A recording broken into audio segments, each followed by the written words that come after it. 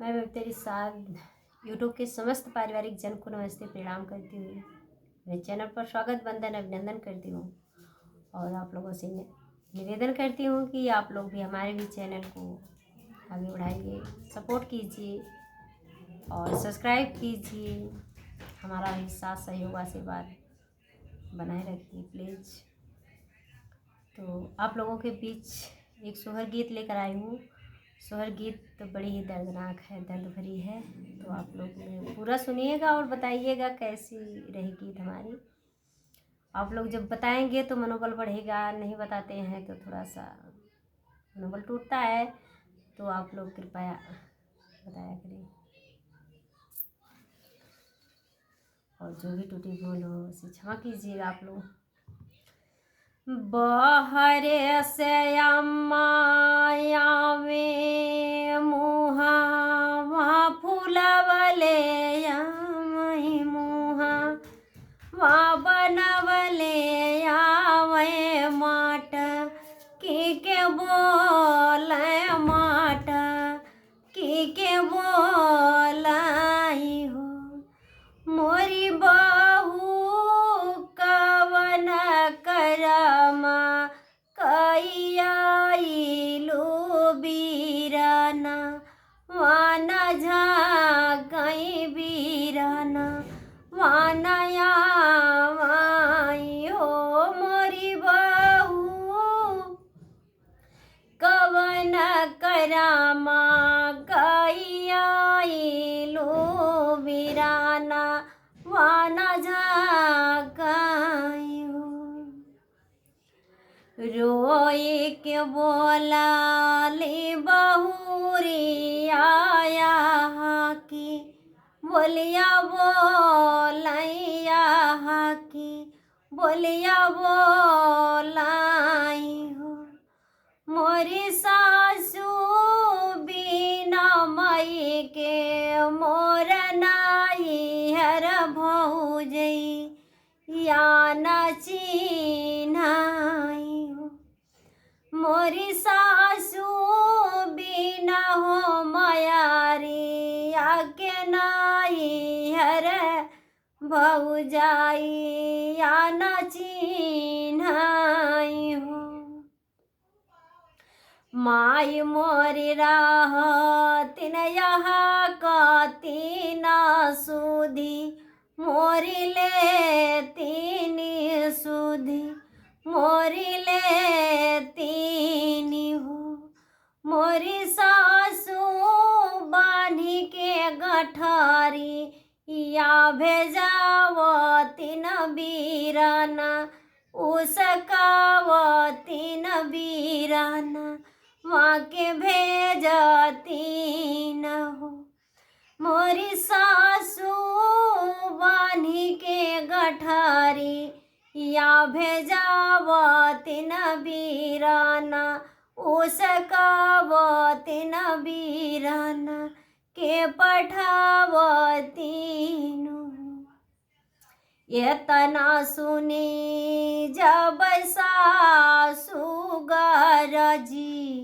बोलिया बोलली गरजी बोलिया बोलली निहू मोरी बहू नैहर के हाऊ तू पपीनिया ससुर मैं बझिनिया ससुरे मैं बझिनिया नु मोरी बहू नैहर के हाऊ तू पपीनिया ससुरे के बझिनिया ससुरे के बझिनिया नु जाऊ तुए बाहू चली जाऊ घर से निकाली जाऊ घर से निकाली जाऊ बहू मुँह देख पड़ी है मोहे पापा दुअरिया मोरी छोड़ी देहू हो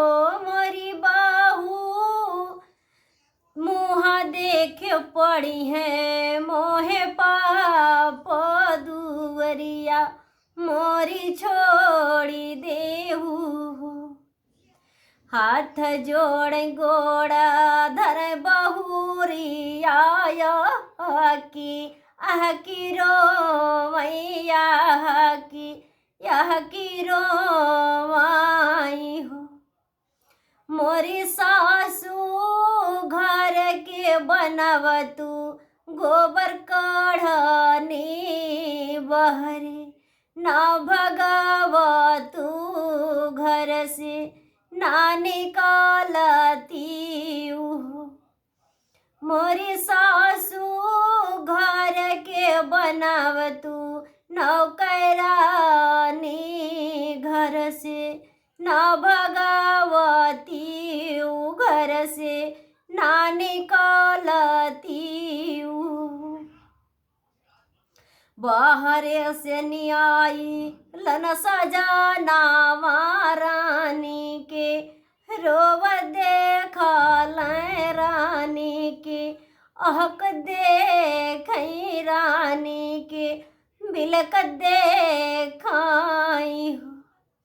अरे हो धाई के सीना से लगावला ना दुख वा भगावलाई दुख वा भगावलाई हो।